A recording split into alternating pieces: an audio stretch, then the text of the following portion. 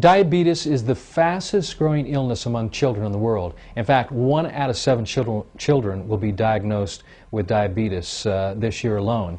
In the United States, there's over 23 million diabetics. That represents 8% of the population. This is truly an epidemic worldwide. It's an epidemic here in the United States. The question is why. I believe it has everything to do with what one is eating, with what one is drinking. Also, even the emotional states of folks can contribute to this one condition, which I believe is caused by an overacidification of the blood and tissues due to an inverted way of living, eating, and thinking. These two types of diabetes, type 1, which is insulin dependent, type 2, which is non-insulin dependent, that deal with the levels of blood sugar, whether they be high or whether they be low, is 100% reversible. I first met the Romans last year. Sally Roman, the mother of Gabriel Roman and also Nathan Roman, she called me and said that her son was in the honeymoon stages of diabetes, that he was type 1 diabetic, and the prognosis from the doctor was not good. There was no way to beat type 1 diabetes. In fact, no one has ever beaten type 1. Once your pancreas is not functioning properly, it's not producing the amount of insulin necessary, that you'll eventually end up injecting insulin in order to maintain blood glucose, and that the reversal of type 1 diabetes just has never happened. Well, she ended up calling me, and when she called me, I told her, well, that just isn't the case. Type 1 diabetes is reversible, and being probably one of the only doctors in the world that has had success with type 1 diabetes, our success rate has been incredible. In fact, those who actually followed my instructions, my lifestyle and eating plan and nutritional program would not only reverse type 1 diabetes, but their energies and all would improve all the symptoms associated with those initial stages of type 1 diabetes, which is fatigue and tiredness and lightheadedness and dizziness, were all associated with symptoms of congestion of the root system or the small bowel of the body. And as I told Sally, I said, Sally, you know, most doctors perceive that type 1 diabetes focal point is with the pancreas and with the high glucose or the high blood sugars or low blood sugars. And I said, this is just not the case, that the diabetes was actually a reflection of the health of the small bowel, and that if we could clear the bowel and bring health to that part of the body, that would bring stress off the pancreas.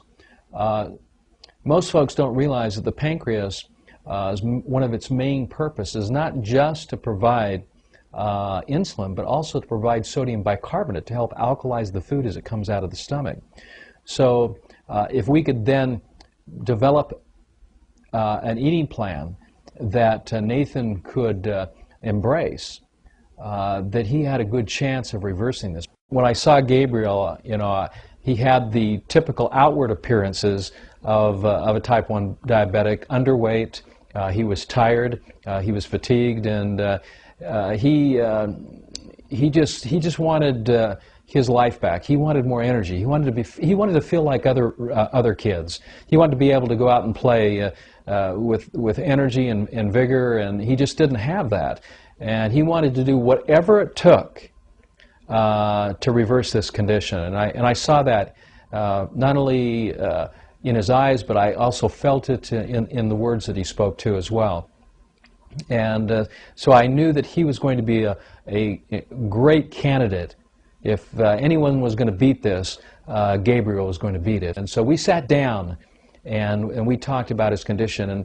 And one of the things I like to ask anyone, and particularly children, what do you eat? And particularly, what did you eat for breakfast? And he started telling me all the acidic foods that he enjoyed, you know, from cereals to dairy products and onward. We talked about this, and I said to him, Gabriel, one of the things that's going to be the most challenging for you to help beat this condition of what I believed was overacidity. They were looking from the perspective of high blood sugars, is to eliminate all of the acidic, the acid contributors in your lifestyle and diet. And one of those, of course, is what you eat and what you drink. So no more soda pops, no more fruit juices for breakfast, no more milk drinks or dairy products, and especially no more animal proteins. No chicken, no beef, no pork, no fish. This diet, this eating plan focuses on building the blood, so everything has to move back to green foods and green drinks. And so we sat down, and I took a drop of blood, capillary blood. I put it on a blood slide. We magnified it up about 20,000 times, and in fact, I've got it right here. You can see it. As you see the blood, you can see some of the white spots on the red blood cells. When this was the typical marker for diabetes, and I showed Gabriel, I said, this is what red blood cells look like when they begin to break down. They begin to ferment, and as they begin to ferment, their proteins, their fats, and also their sugars are released into the bloodstream. And this is why your blood sugars are going up is because just like a banana, when it ripens, it gets sweeter and sweeter. This is what is happening to you, Gabriel. Your red blood cells are getting sweeter and sweeter and sweeter, and it's releasing blood sugars, and it's going up, and that's, of course, putting more demands on the pancreas.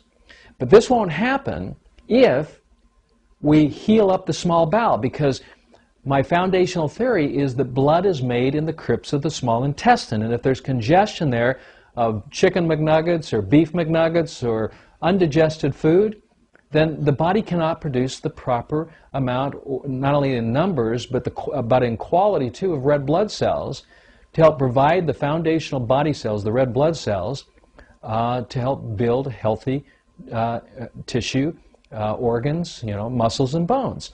And so this was going to be the focus, and he embraced this immediately. And this was wonderful. And then I showed him, and as you can see right now on the screen, I showed him his dry blood.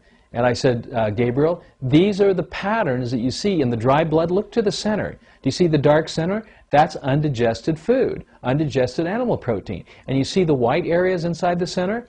Those white areas are indications of breakdown in the small intestine, irritation or inflammation in that part of the body.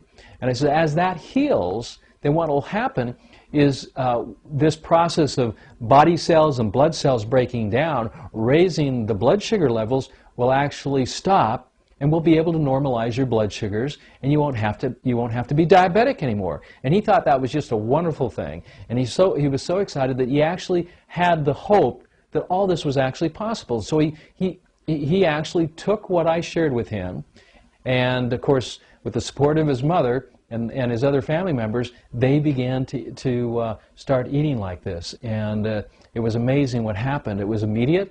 Gabriel's blood sugar started to normalize, and the rest is history. Gabriel is no longer a type 1 diabetic.